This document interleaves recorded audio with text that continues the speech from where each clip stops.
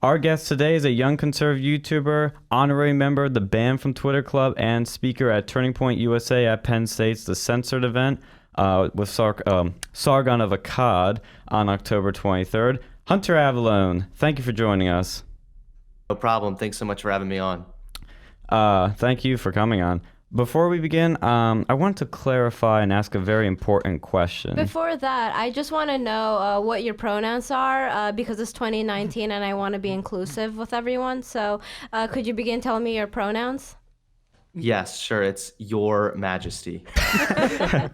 You know, I actually said that in a class once when the professor asked it, and he just didn't know what to do with it.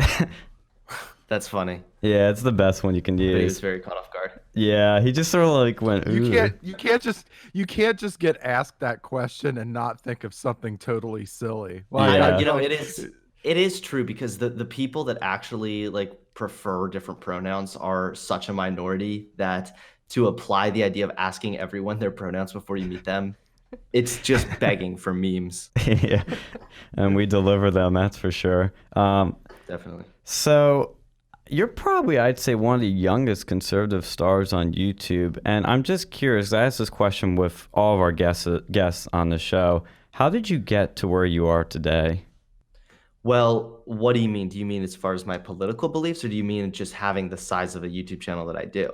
I'd actually say both, to be honest, because I think both can be interesting. Okay, yeah. I mean, well, most of my conservative beliefs, like, I don't know how much you know about me. I've talked a little bit about this on streams and on my channel before, but I was homeschooled and I grew up in a very like conservative Christian environment. So growing up, I was kind of set up to be a Republican. But then obviously as I've gotten older, I have my own opinions on things. One thing that I pride myself on, and this is also something that gets me a lot of controversy with both the left and the right, is I don't stick to party lines. So just if it's common for Republicans to hold one view, I'm not going to hold that view just because Republicans also hold that view, if that makes any sense. Oh, yeah. So I definitely started from a place of like very standard, almost like a boomer conservative Republican sort of thing, mostly because I had a lot of political influence from my grandparents, which I love them to death. And they do honestly, I have them to thank for setting me up to be so passionate about politics, but they definitely have some opinions now that I look at it. I'm like, yeah, no way. I'm not agreeing with you on that. So that's kind of how my politics developed. Just I was in a good environment, and like I said, as I've gotten older, I've kind of began forming my own opinions. I'm not too concerned anymore if like, do my opinions reflect conservative opinions or liberal opinions? Like, Yeah. these are my opinions, and I'm going to share them, kind of thing. And as far as like actually gaining followers on YouTube, it's funny because I'm not entirely sure what I did, but I think it was a combination between, yeah, I am one of the youngest conservative channels on YouTube. I'm also one of the biggest now, which I'm very, got to pat myself on the back for that one. Of course. But yeah, it was a slow growth. I've been on the platform for a while, and I've experimented with a lot of content until I found the political avenue, which was by far the thing I was most passionate about. And so I think that's another reason that my subscriber count really blew up so quick, as well as the fact that I was posting content at a really good time. I began posting right when the whole anti-feminist, anti-SJW wave was just massive on YouTube. Right. That's interesting you say that because we've had Mike Cernovich on the show, we've had Milo Yiannopoulos, we've had Styx Hexenhammer, and when we ask them that question of like, how did you get to where you are today? Many of them like give this like, big answer of like, well, I was following my passion, or I, fight for the little guy. They all come up with these reasons, but both Sargon and you have said, I don't know how it happened. I just complained about something, basically. I'm waiting for the time that somebody tells me, well, I was in the fields of India, and I spent myself in quiet solace for 5 years before I finally really discovered myself. I'm waiting for a story like that, like some grand, like weird, like borderline weird question. I don't think I'll ever get it, but I don't know. Yeah, unless we had the Beatles on, but I don't see that happening anytime soon. Yeah, maybe not. But since you've been banned from Twitter and temporarily suspended from YouTube, we're gonna have this event on big tech censorship here on campus. But it's rather ironic that this event called The Censored is now getting censored effectively because the college Dems have called for our chapter to be defunded and shut down for our event. What do you think of all that? Well, I'm just curious where this is happening. I did read a few of the articles, especially the ones, dissing me. Um, and I didn't really see any that were calling for the college Republicans to be defunded or anything. It's a statement the college Dems made on their Twitter where they literally say, and I'm not even stretching this one or twisting it or anything. They say, we don't want to prevent anyone from coming to the event, but we do want to ask the university to defund and shut down the Turning Point chapter that's hosting this event. Okay, interesting. Well, I mean, I think that there's some important distinctions to make there. I don't think that protests are the same as censorship, obviously. I do think that just if something is protested, like I'm sure our event will be protested, I don't think that's necessarily proof of censorship. Censorship, in my mind, would be if the college stepped in and shut down the event.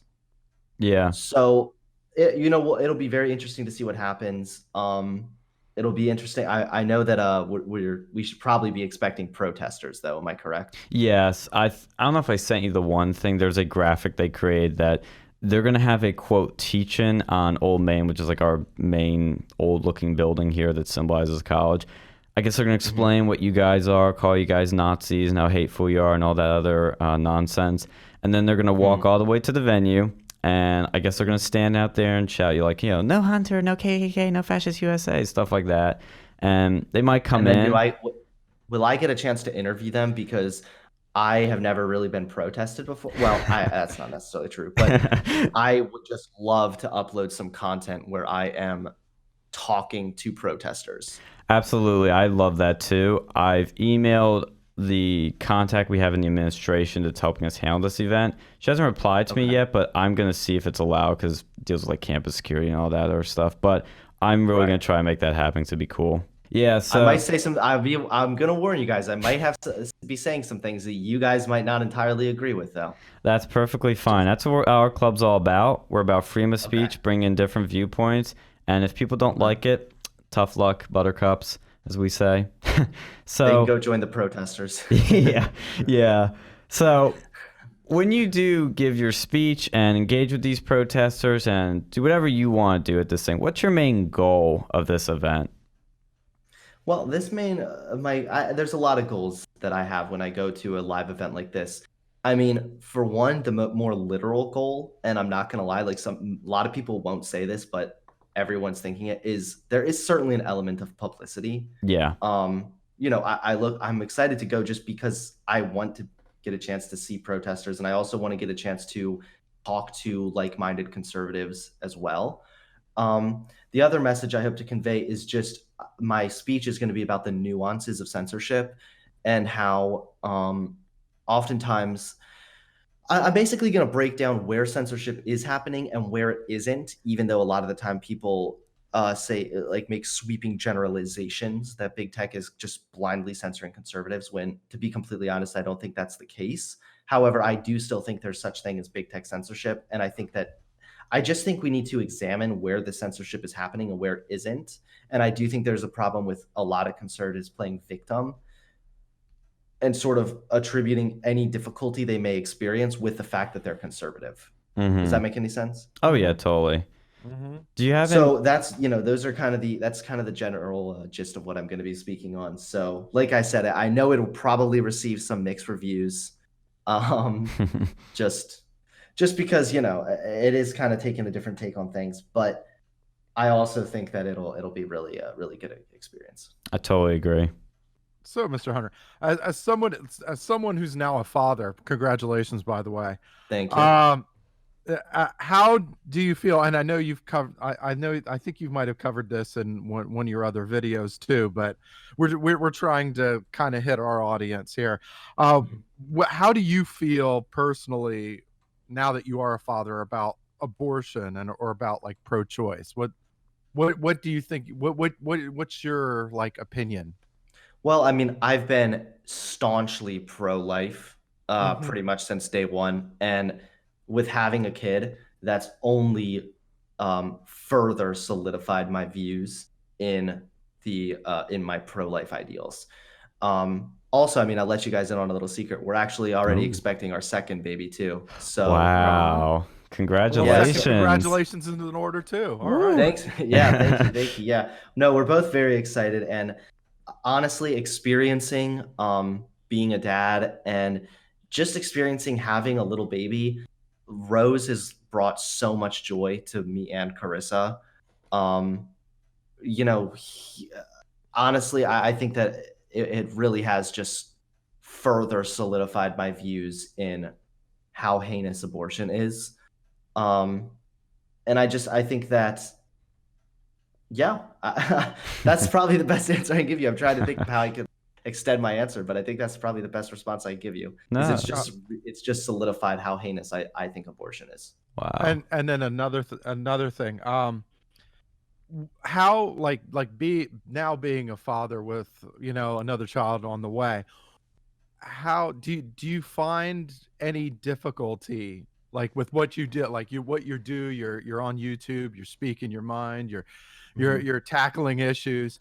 ha, have you found it to be have you found it to be difficult at all? Like, is there any like protesting or any resistance?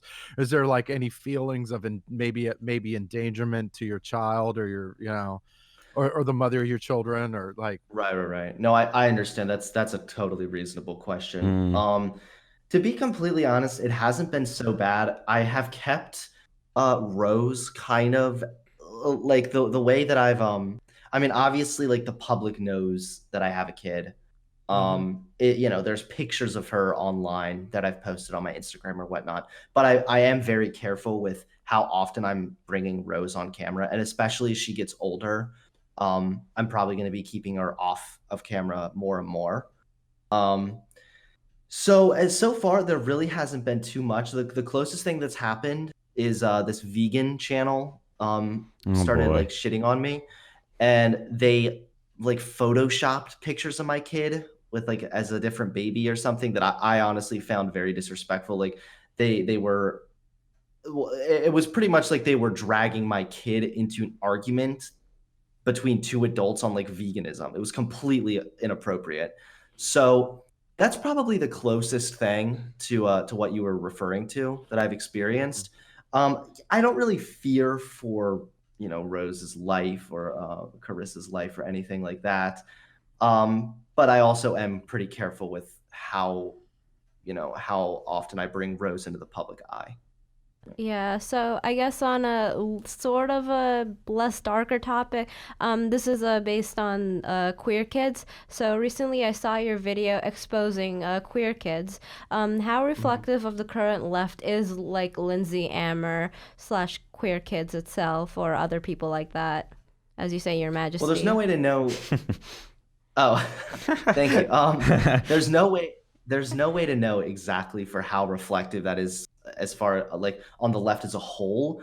However, there is certainly an agenda within the left that is pushing to normalize um, I wouldn't say. I think it's a little a bit of a hyperbolic response to say that like the left is fully embracing pedophilia or something. I think that's a little bit extreme to be completely honest, and I think that it also Mm. um, is just so radical sounding that it kind of knocks out any potential of having a decent discussion.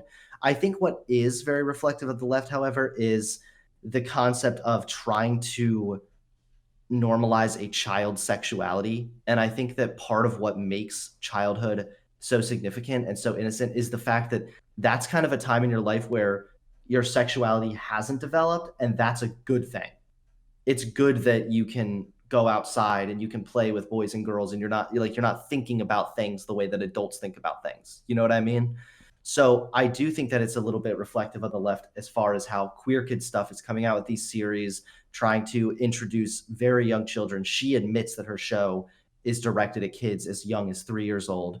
she's creating this content that's designed for children that young, and then she's being propped up by liberal media, like the Huffington Post, for example, has shared her content repeatedly, as well as USA Today, and I think the New York Times or Washington Post may have as well. However, I would have to double check that. So, there's no way of really knowing how indicative it is of the entire left. However, there's definitely a subset of the left that does work to normalize the idea of like a child's sexuality, which I think is just should be off limits, and that should be developing naturally, rather than a lot of the times this queer kid stuff feels like they're almost trying to force this LGBT sort of gay sexuality agenda onto impressionable kids. I couldn't agree more. And speaking of development, there's not only that sort of development, but as we discussed at the beginning of this interview, your political development, your personal belief developments, philosophical developments. And as an atheist myself, I learned to my surprise that you were an atheist too. And you made like a Facebook post about it in I think 2017.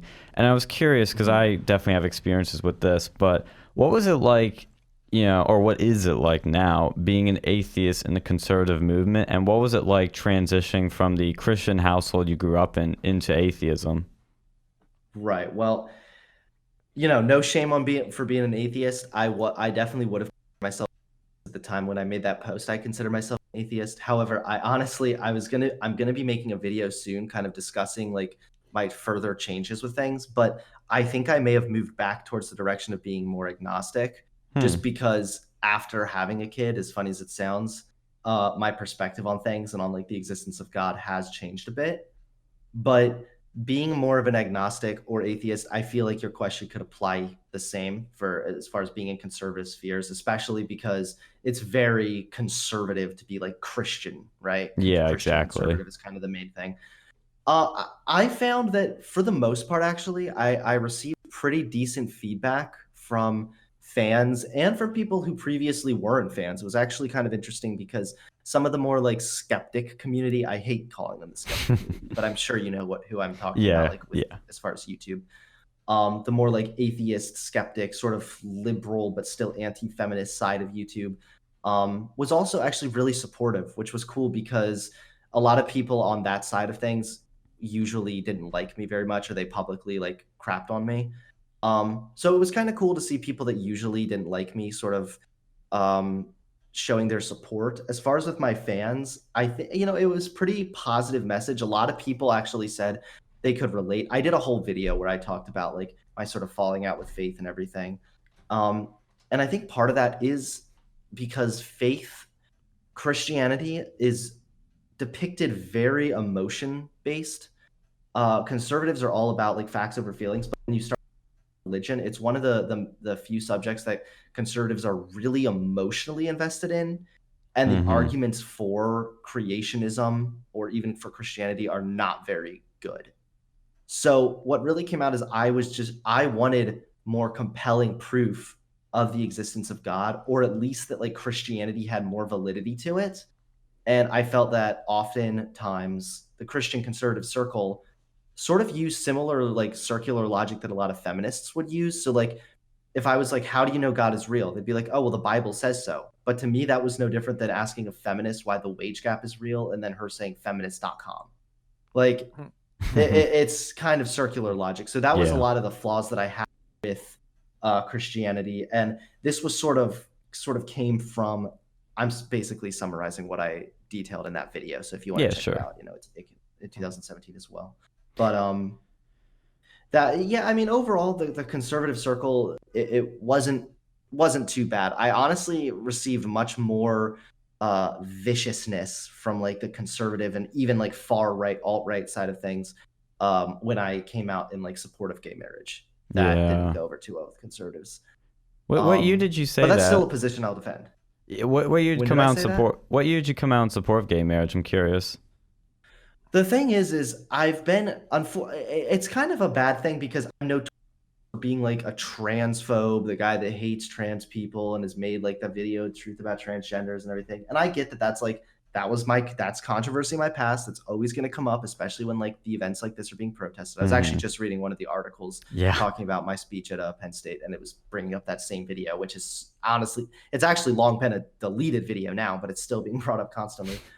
Um, I've kind of always been pro LGBT in the sense that, like, I think that America is about people being able to pursue, like, the pursuit of happiness. And if you're someone who struggles with gender dysphoria and you want to receive a sex change operation to alleviate that psychological distress, that's within your rights. And I think that should be respected in the sense of, like, no, we're not going to go out and be complete assholes to these people, right? But I think that a lot of my views, especially starting out on LGBT stuff, weren't quite as fleshed out as I thought they were. I think that I mean, the truth about transgenders video I made, for example, I was 19 and I had like 5,000 subs. So Yeah. pretty big difference compared to like where I was when I made that video compared to where I am now. And there are certainly still elements of even some of my most controversial videos that I still agree with, but I also disagree with some of the delivery of my old content. As far as the like vocal pro gay marriage, that wasn't all that long ago. I had a Twitter, which of course got suspended because all my Twitter accounts get suspended eventually. But basically, I said that it's conservative to be pro gay marriage because you're trying to preserve people's pursuit of happiness free of government intervention. So people, my argument is people should be allowed to be gay in this country so long as it's legal and it's consensual, like legal age. So that didn't go over too well with more alt-right gang. Nick Fuentes and all of his little goons.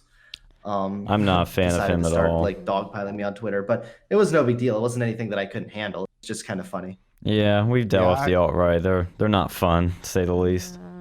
No, they're not. And the thing is a lot of the alt-right is just as bad as the SJWs, and they think that they're like superior to the left, but they're pretty much just as insufferable. They're the type of people that like you come out and you're like, hey guys, I'm pro-life and I support Trump, but I don't think that like black people are genetically inferior to white people. And they're like, oh my God, I'm unsubscribing. Yeah. Like, that's the kind of people that the alt-right are. Horseshoe theory is real.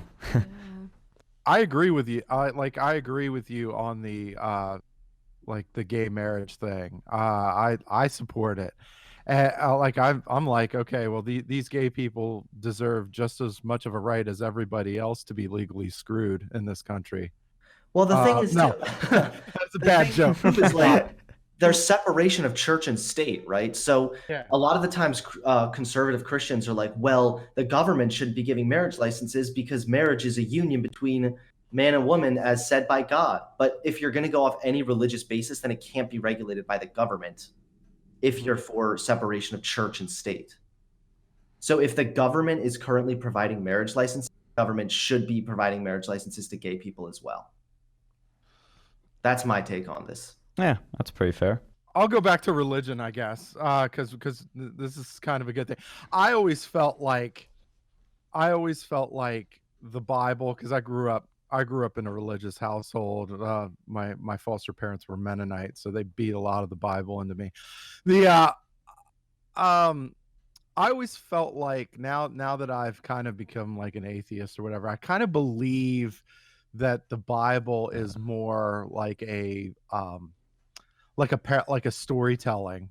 You know, like it's not so much that like God is real or whatever, but it's like one of those things where they teach you like, hey, be a good person, don't steal, don't kill, all that stuff.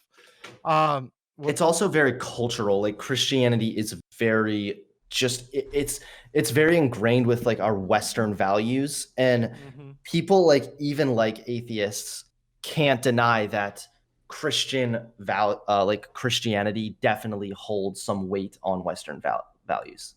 Would you agree with that? I would. Oh, I do. Yeah, I totally agree with that. Like, there's definitely a place for Christianity and the like just religion.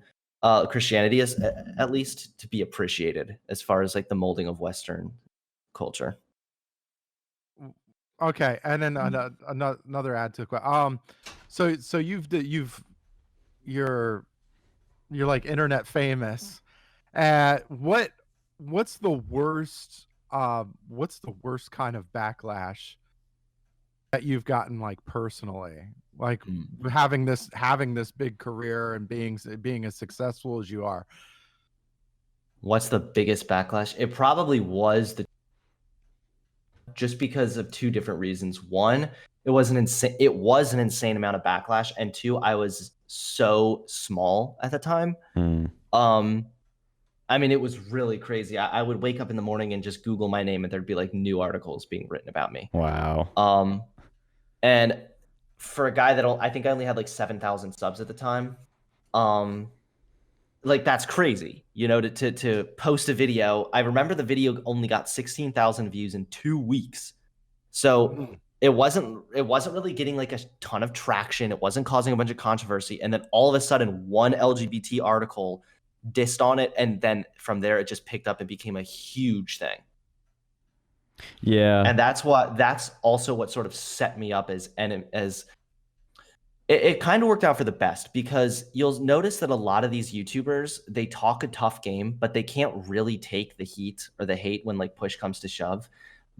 And that's usually because they're sort of coddled. They're used to being on YouTube, being very loved and well received. So the minute they get in controversy, they don't know what to do with themselves. But for me, since I began my career with controversy, and that's pretty much what made me, like, I became famous for being a guy that like a lot of people hated. That's why it's your tagline. Right, like that sort of set me up to be much stronger and have a thicker skin online. And that's another reason why I think backlash also seems a lot smaller to me than it used to, is because I just don't notice it as much. I mean, I'll read an article shitting on me, or I'll see a post making fun of me, or even watch a video like responding to me, and I'll laugh and you know, look it over or whatever. I like my name being mentioned. Don't get me wrong, keeps me relevant, but it's not anything that I'm gonna lose sleep over. Usually, I forget about hate and everything minutes after seeing it because I have other things to worry about. And then I think there comes a stage, I feel like I'm getting this now on this campus, where you learn to, or you grow to almost embrace it in a way and just be like, I love it. I get off on it. It's great. You know, it's right, weird. You realize you get, right. Cause you like, the thing is if I wasn't getting protested, I feel like I'd be doing something wrong. Exactly. That's because what I always feel. You need enemies. That's the thing, is the most successful people also have a pretty, like, of course you don't want to make enemies with everyone. I think that's one of the things that killed Milo's career, is he literally made enemies with everyone. But it's okay to have a healthy amount of enemies and a healthy amount of haters. And in a way, I feel like haters do keep me motivated, because then anytime I succeed, it's all the more sweeter. It's all the sweeter. Well, speaking of infighting among like the right-wing movement, as you're bringing up religion and all that kind of stuff, what are your thoughts about fake conservatives? Especially, what do you think about women like Lauren Southern, and the video where you talked about Ashley St. Clair, who pretend to be trad, but really aren't? What are your thoughts on that? Well, just out of curiosity, you said Lauren Southern. Why do you consider her a fake conservative? I'm not saying I agree or disagree. Well, there was an article, we talked to Milo about this when he was on, that, and this is of course alleged, gotta make that super clear, but when she quit politics, a lot of stuff came out. It was in his article, and a bunch of other people were talking about it, where it sounds like she was basically, I guess you call it ghostwriting, where she was sleeping with reporters to get them to write her speeches and write her stuff. And the way I look at it is, if you're so trad, if you're so, you know, preaching these conservative values about the woman should be this, you know, housewife, should be loyal, all these things, and then she goes around and does this. But then she was out there kind of hoeing around. Basically, yeah. So, I mean, why, like, this is a thing I've noticed multiple times. I actually even know people personally that have done stuff like this. So it's like, what do you think, though, of these Ashley St. Clair types, or these fake trads? And what do you think of, like, the allegations against Lauren Southern? Well, I'd have to do more research into them myself. All that I'd heard, I kind of had heard like a crude version of what you told me about her sort of sleeping around. I would have to do more research on Lauren Southern. But as far as Ashley St. Clair and this sort of problem with these fake conservatives that preach one thing but do a complete opposite, I think it's a little bit because So conservatives and liberals both have an issue, but it's like the opposite issue, and that's why we see the opposite problem. And I'm going to explain what I'm getting at here. So the left, for example, they're like annoying, wimpy little gatekeepers, right? So they're like political Puritans. If you have even one opinion that's wrong, then they're like, oh, you're not a real liberal. You're like, that's sort of what the left's issue is, right? Yeah. But I think that the conservatives have the opposite issue where they're almost, I don't want to say too accepting, because we should be accepting of everyone. And like, obviously we want the conservative movement to be welcome to people with all points of views in hopes of changing their minds eventually. But I think that conservatives are sometimes a little too quick to embrace people who, just because they spout conservative rhetoric or say something that the conservative movement agrees with. So like Ashley St. Clair is like, oh yeah, Trump is good and libtards stupid and cucks, LOL. And then she's getting like shit ton of followers, but no one stops to think like, is this girl genuine? Is she really against the leftist agenda, or is she just profiting off of conservatism? Yeah. No, that's a good point to bring up, and I'm going to be bluntly honest with you. I think it comes from a lot of conservatives know we have a lack of women, a lack of minorities as our central figure. So when we get one, we're like, oh my God, we have one finally. And we prop them up. And if they're hot, oh my God, they're going to get 1 million followers overnight. And look, Lauren Southern, she's hot. Ashley St. Clair, she's hot. So a bunch of guys are going to easily just jump on that train. And conservative men especially, like, I'm sorry, brothers, but sometimes like us guys just like, we need to care. Like, there's more to someone than their looks. Yeah. And if you're following, listen, if someone's going to hit the follow button on Twitter or Instagram, and it's because they're like, yeah, this girl's hot and she posts like provocative photos of herself, that's one thing. But if you're following her as like this conservative girl that you're like, oh, she's conservative like me, but then you don't care, like, you don't want to just believe that she's conservative because she's hot, right? Yeah. Like, it's a very shallow sort of way to look at it. And I think that you're right. That is a very blunt and bold take. But the thing is, I think that you're completely right in the sense that conservatives are a little bit too eager to embrace any woman, any minority, anyone that sort of props up that conservative agenda without fully vetting the person. Yeah. And another example, I mean, this is slightly different, but I was talking to people about this last night, that these people on the right that love Tulsi Gabbard, I'm like, guys, she supports UBI, Medicare for all. She's a far lefty. And they're like, oh, but she's anti-war. I'm like, does that really, trump all these things? Or do you just like her because she's hot? Like, let's be real. I mean. Right. Yeah. Right. I'm sorry. I think that Tulsi Gabbard is definitely better than a lot of the Democrats. Absolutely. She definitely is. Like, she seems more level-headed, and I really roast of Hillary. Yes, that was beautiful.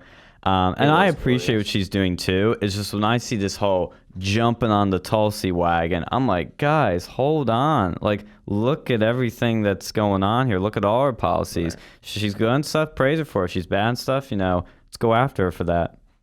Right. I saw someone call her a PILF.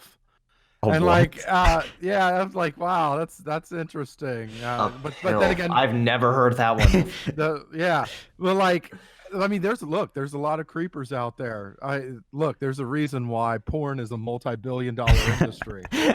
Yes. Porn is degenerate too. Yes, that was a good Instagram post. I saw that on yours. That may have been one of my most commented Instagram posts, actually. Really? Of course. Yeah. I've seen like going changing gears. I've seen some of your videos, some of the banter that's going back and forth with like you and Vegan Gains. What do you think? Why do you think people become vegans? And what do you think of like the intersectionality of veganism? Because there seems to be a little of that. Right. Well, the thing that Vegan for was actually, it's funny because Vegan Gains was coming after me because I was only criticizing like liberalism mixing with veganism, and he was like, but you're ignoring all the arguments of veganism. But yeah, I mean, he's kind of stupid, so he didn't really get my point. But what I was really genuinely getting at was my criticism is not of veganism. I really don't have Yeah. a problem with veganism. Yeah. My fiance's actually considered going vegan before, and I've even considered going vegan myself before, just because I recognize that, one, the food that I eat doesn't generally make me feel very good, and two, I recognize that like animals are suffering, the factories and so forth. They do not treat animals properly, and I think that this is pretty much objectively true. The issue that I have, however, is kind of like what you said, is the intersectionality element of veganism. It's like, oh, well, you have to vote for Hillary, you have to hate Donald Trump, anti-racism, and you're a vegan. Like, veganism is a diet. It's something related to health. It's not a political statement. I feel like veganism is no more a political statement than like being fat is a political statement, right? Yeah. Because the fat acceptance movement tries to make it seem like being fat is a political statement when it's not, and neither is being vegan. It's a way of life, as they say. And Exactly. I think it's interesting too because Tyree's sister is a vegan, and one thing that she knows, this kind of gave us a sort of aha moment. When Tyree eats meat in front of her sister's mood just like changes, and it's very interesting. I think a lot of these vegans, this is my theory, so probably may or may not be right, but I think the reason they become militant vegans, angry vegans, nasty, bitter, mean online is because they're craving meat and they're not getting any, and they're not getting those nutrients, those, everything that your body needs that really just comes from meat. I think that's where it comes from. Could be totally wrong. Could just be the type of person they are, but I think that's where a large chunk of it comes from. I couldn't really tell you if you were wrong or right, just because veganism is something that I haven't really researched. Mostly because I don't really care at the end of the day. Like, if someone doesn't want to eat meat, who gives a shit? Yeah. But I do know that, just from what I've heard other vegans say, I guess, I know that they have like supplements for the nutrients that you need from meat. Yes. How that affects people's mood or whatnot, I honestly, it's not a bad theory to have, but I could not tell you if you were right or wrong just because I haven't done any research into it. Yeah, it's understandable. I have like I kind of have a story with the whole veganism thing. Oh, I boy. went out with this chick, and so I took her out, and it was like one of those really nice steakhouses, and like so we got out of my car, got into the restaurant, ordered food, and then so obviously I'm gonna order a steak at a steakhouse because I freaking love steak. And she waited until after I bit into the steak to tell me that she was a vegan. Oh, Yeah, dumb. the crazy. I'm like, look, I like, and ever since then, I've kind of been personally negative toward the. I don't want to say negative toward veganism, but like when I hear somebody say, "Oh, I'm a vegan," that story pops up in the on the back of my brain. Right. So what video? I know I was going on a random spout there. What video would you say that you're most proud of? Which video of mine am I most proud of? I don't know, because it would have to be measured on how is it a successful video that is the reason I'm proud of it? Is it a video that I just really like what I'm talking about? Well, we asked Sargon that question last night, and he just pointed to a video that he put a lot of work into and that he felt passionate about, and it was something he felt needed to be talked about. But we're curious, like, as to... Yeah. Sorry, go ahead. I was just saying that I was curious as to, there's like a certain video that no matter if it did good, bad, people hated it, loved it, that you just thought, this is my best work, I'm so proud of this, this is peak Hunter Avallone right here. Right. Well, I definitely think some of my better videos, as far as like topics that I really think need to be addressed, it's unfortunate because a lot of my really good videos that I do put a lot of work into tend to be my lower viewed videos. But I honestly, maybe this sounds arrogant, but I don't think I could pick my favorite video. That's okay. But some of my favorites definitely would have to be like when I go to the Pride events or the Women's March and people. I really like being like there physically talking to people. And I did a video a while back about marijuana. It was called "The Truth About Weed," and this is another one of my opinions I hold that really breaks from like typical traditional conservative beliefs. And it was basically like a 20-minute documentary that I put together on why I believe weed should be legalized, recreationally and medically. And it was just, I wouldn't say it was a peak Hunter Avallone video, but it was one of my best because of just the research was good, and I thought that the way I edited it and put it together was really good too. Sounds good. Thank you so much for coming on, Hunter. Really appreciate it. I mean, I've never been more happy to talk to a guest. You were fantastic, down to earth, awesome. Loved every second of it. Thank you, man. I really appreciate it. I had a really great discussion. Yeah, thank you. Hey, take care of yourself, Hunter. See you at the Thank you. event. You too. See you then, man.